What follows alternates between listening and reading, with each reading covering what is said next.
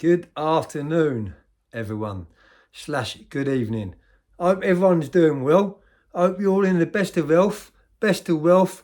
I hope you're being the best version of yourself you could possibly be, because in today's society, that's the only way to be.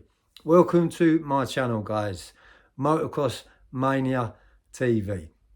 Now, I did change the name of my channel recently. It was obviously my name, Joey Barnett TV, but I changed it over very recently for obvious reasons, because I'm into motocross bikes. You know, a lot of my followers are into motocross bikes. I always take a GoPro with me and I like to film the footage. So yeah, I changed it over from Joey Barnett TV to Motocross Mania TV. The only reason why I changed it over, and the only reason why I changed it, as I said, it's a hobby which I love with a passion. And, you know, I've got lots of passion, lots of desire, lots of love, lots of respect. I've got morals. I've got it all in abundance. So yeah, I didn't have this years and years ago. I've completely and utterly changed my lifestyle. Just now, just see a few of my cousins in up in the town centre. So yeah, it's always nice to see my cousins, Paul and Luke, and they reminded me of how well I'm looking. So yeah, I feel very, very humble. And to be totally honest with you, I feel like I'm in a very, very good place. Probably the best place of my life. Fighting fit, so they say. So yeah, I'm going to give you a little bit of a treat. I'm going to give you a little bit of an insight into my previous lifestyle, which was a crazy lifestyle, which I had a very dangerous mindset. I was a very dangerous person. I'm not half the man I used to be, but I'm a whole lot wiser. And the reason why I'm a whole lot wiser is because of the prison sentences, what I've done. My last sentence was 12 years, and I ended up doing every single day of that. They let me out. I think it was just above halfway, 7 years or something into the 12 years. They let me out for a while, and I wasn't that long, and I got recalled and ended up doing the old 12 years. And then I got out in that 12-year sentence. If that wasn't enough, when I got recalled, I got charged with another load of offences. I've got another 3 years consecutive on top of the 12, which took me up to a 15. But you know, on paper, it was 12 years with 3 years to run consecutive. So I had to do 18 months out of the 3 years and the full 12 years. So yeah, you could say 14, 15 years, which is years and years ago, that was classed as a life sentence. So yeah, you could say I've done a life sentence. I'm so glad I didn't get an IPP sentence because that was what was flying about at the time when I got my sentence in 1999. By the way, I got nicked on July the 12th in 1998, and I got sentenced in 99. Because a few people have said on my channel that I'm a little bit mixed up and confused with the dates and the times. I'm not confused with the times when I got that big sentence, let me tell you. I was in all the Cat A jails, started off, you know, in higher down, got chucked out of there because I was a Category A, high risk, danger to the public, firearms, nature of the offences, outside links, etc., etc., etc. That's what made me a Cat A. Yeah, started off in higher down, quickly got moved to Belmarsh, and from Belmarsh, when I got sentenced, I was sent into all the Cat A systems, sorry. I was what's called put on the circuit, and that is like a circuit, what they say. Full Sutton, Frankland, Long Larton, Whitemoor, they're the main Cat A jails, and I was in each and every single one of them for a few months at a time. But the longest bit of bird in the jail, what I'd done on that sentence, was in Whitemoor. And that's how I met Mickey Steele, Jack Holmes, and all the rest of the chaps what was in there. So yeah, by the time I got in there, I was very well known anyway in the system and outside the system. So yeah, it was like home from home to me. And at that time, as I said, I had a dangerous mindset. Now, I want to have a little talk to you about the crimes what I got sentenced for. The crimes what I got sentenced for was armed robberies. Always had that mentality of why have the burger when you can have a bit of steak. and that was my mindset. I lost my mum in 1996, and after I lost my mum, it didn't matter if I lived in it, it didn't matter if I died. I did not care. And actually, quite a few of my friends from my previous lifestyle actually got shot coming out, coming off of bits of work. So I'm lucky I'm here to tell the tales, and I feel grateful that I'm here to tell the tales. And that's why I'm such a reformed person today, because I feel very grateful for being alive, you know, considering the lifestyle which I led. But yeah, this was my mindset in the mornings. You know, I was in a little firm, not a little firm, quite a biggish firm, where it's prolific all around southwest London. I used to get up in the morning, basically. Obviously, I used to sleep with a machine underneath my pillow, because it was a dangerous mindset. You know, and we was dangerous people, and we wasn't too sure when our door was going to go in, and I was prepared to go all the way. So yeah, I'm lucky to be here. But I used to wake up in the morning and think to myself, right, I'm going to go out and find a bit of work. I'd get on my bike, you know, have a little scout about, come back after I've spotted something, and then get a few of my codees, and we'd go out in a few carloads. So all the banks, all the post offices, all around southwest London got robbed, and I got sentenced for 7 armed robberies. What I used to do is obviously a few carloads, two or three carloads of us. We had a safe car, and yeah, slaughterhouse where we was to go back to. But this was my mindset. I'd get out of the car with a pair of overalls on, balaclava halfway up to there. The minute I got out of my car, across the road, I'd done Langsdale Parade Post Office, which is in Mitcham. It's a big sub post office. It was Monday morning, 9:15. You had it was so packed in there. It really was packed in there. It's given me a little bit of PTSD, but you know, I can't turn back the hands of time. But what I can do is I can change the future, and that's what I've done. I've changed my future and put loads of things in place. But yeah, I don't get no triggers or temptations or anything of the kind to go back into that dangerous lifestyle. But I'd get out the car. It'd be a stolen car on straight number plates, by the way, what's called as a ding dong or a ringer. I'd get out the car, pull my smother down, go into the sub post office, put my yogger on the screen. That was the one in Mitcham. There was about 6 or 7 cashiers at the time. They all hit the deck. One of them didn't hit the deck, so you know, I kept the yogurt on the screen on him.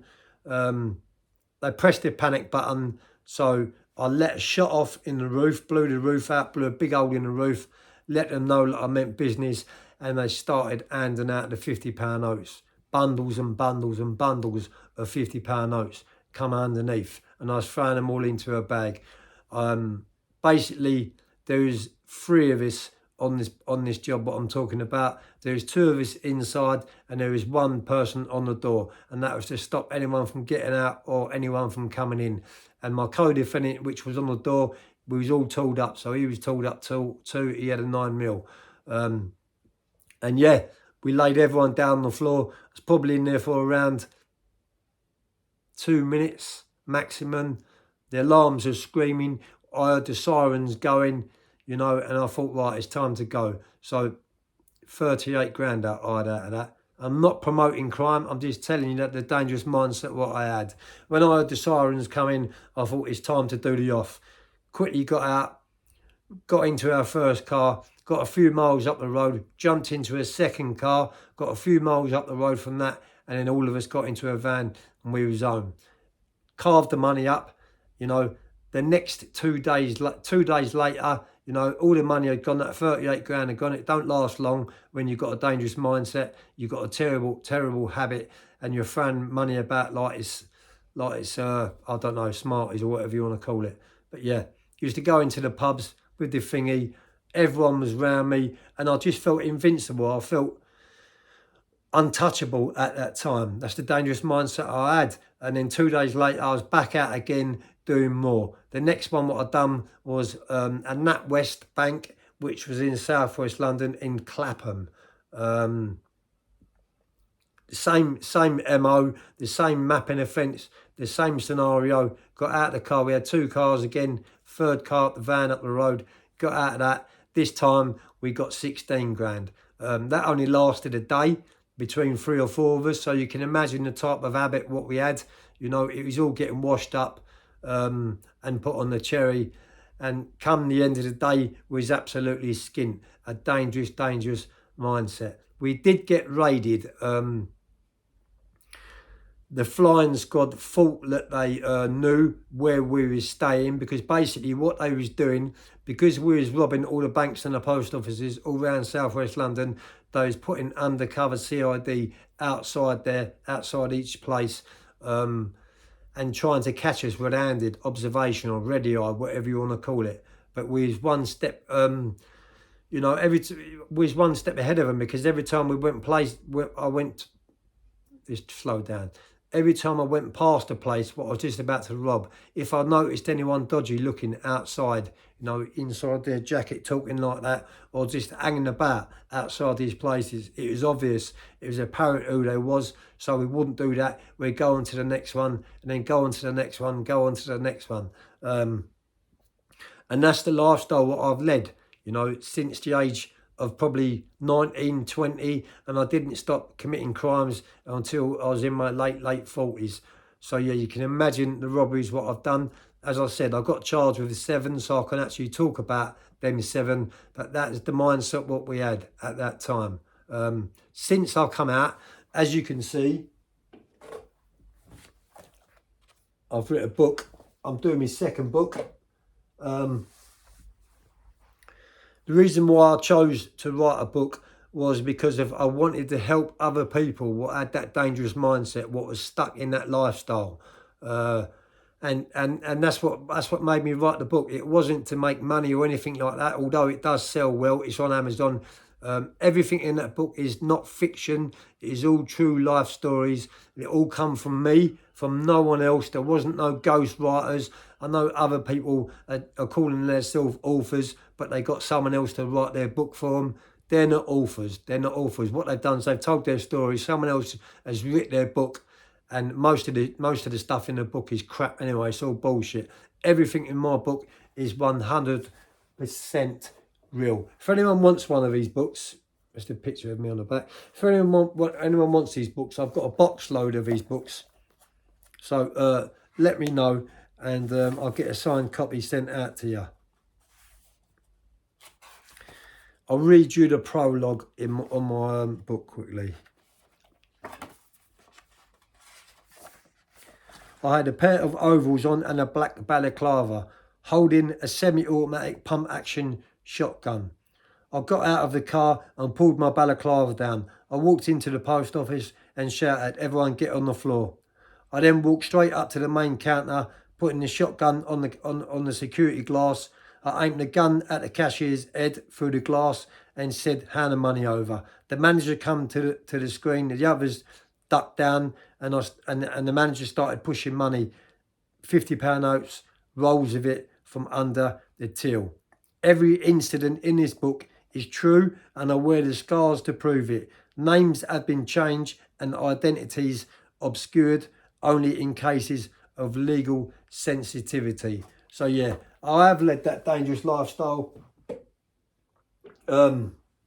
And as I said, first started going across the pavement as a pavement artist when I was in my early 20s. It became an addiction to me because I got so good at the work what I did. Yeah, it literally come an addiction to me. And when I weren't committing these crimes, these heavy armed robbery crimes, it felt like I needed to get out and do them. Obviously, because I was skint and I needed the money. I've never been one to burgle people's houses or affect people in that way. I've always been the one to go over the counter, have a demand up, because at the end of the day, you know, it is wrong. Yes, it is wrong. So I've done victim awareness courses. I've done calm courses, anger management courses.